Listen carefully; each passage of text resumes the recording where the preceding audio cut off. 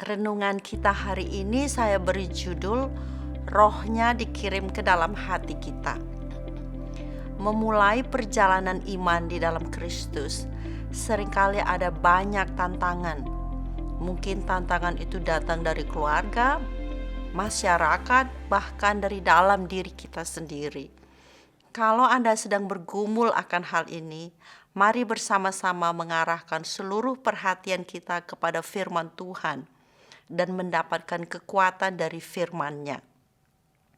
Dalam Galatia pasal 4 ayat yang ke-6 dan ke-7 firman Tuhan berkata, "Dan karena kamu adalah anak, maka Allah telah menyuruh roh anaknya ke dalam hati kita, yang berseru, Ya Aba, Ya Bapa." Galatia 4 ayat 6. Setiap anak Tuhan ditandai oleh memiliki roh Kristus atau roh Tuhan atau roh kudus tinggal di dalam hatinya. Kebenaran ini mungkin satu hal yang aneh, tetapi benar bahwa ada roh Kristus yang mengkoneksi anak-anak Tuhan dengan Bapa di sorga.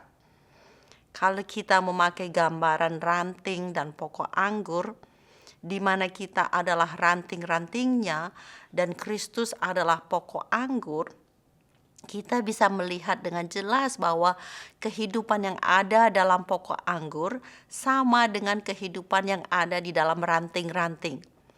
Ranting memang berbeda dari pokok anggur, tetapi kehidupan yang mengalir ke dalam ranting adalah kehidupan yang sama yang berasal dari pokok anggur. Kalau Anda anak Tuhan, semoga gambaran ini menolong Anda melihat identitasmu bahwa Anda tidak sendiri, tetapi terhubungkan dengan Kristus oleh rohnya yang tinggal di dalam hatimu. Ini adalah berkat rohani yang melampaui semua akal manusia. Hadirnya roh Kristus di hati kita sama dengan ada pribadi Kristus yang selalu menyertai.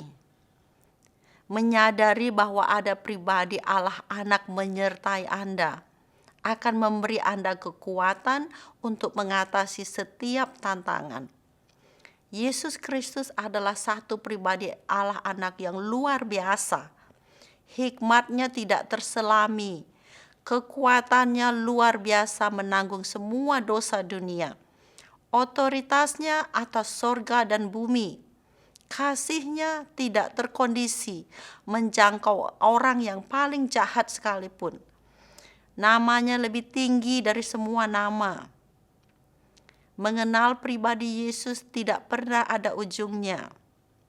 Penting untuk Anda melihat kebesaran Kristus dan menyadari bahwa rohnya tinggal menyertai setiap anak Tuhan. Dan ketika masalah terbesar menghimpit, Anda mempunyai referensi yaitu Kristus yang jauh lebih besar dari masalahmu. Walaupun terasa berat, Anda akan tetap memiliki pengharapan untuk maju terus mengikut Yesus. Memiliki Kristus di hati kita bukan berarti kita menjadi manusia yang pasif, tetapi sebaliknya akan memotivasi kita untuk berdoa dan menolong kita berseru kepada Bapa di sorga. Memiliki roh Kristus membuat kita memiliki keyakinan teguh bahwa Bapa di sorga mendengar doa kita.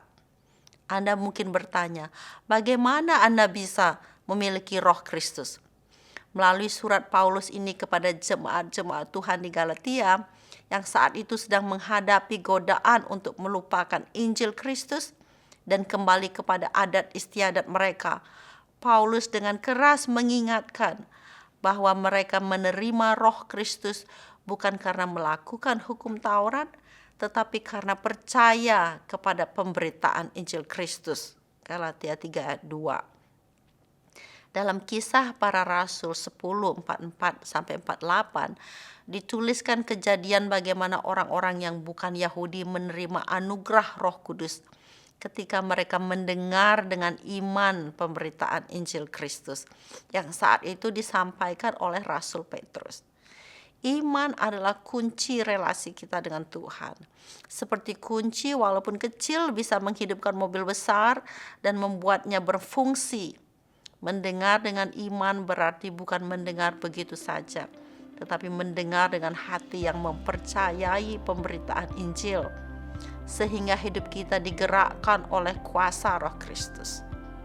Kiranya firman Tuhan menjadikan kita sadar bahwa ada Roh Tuhan tinggal di dalam hati kita. Amin.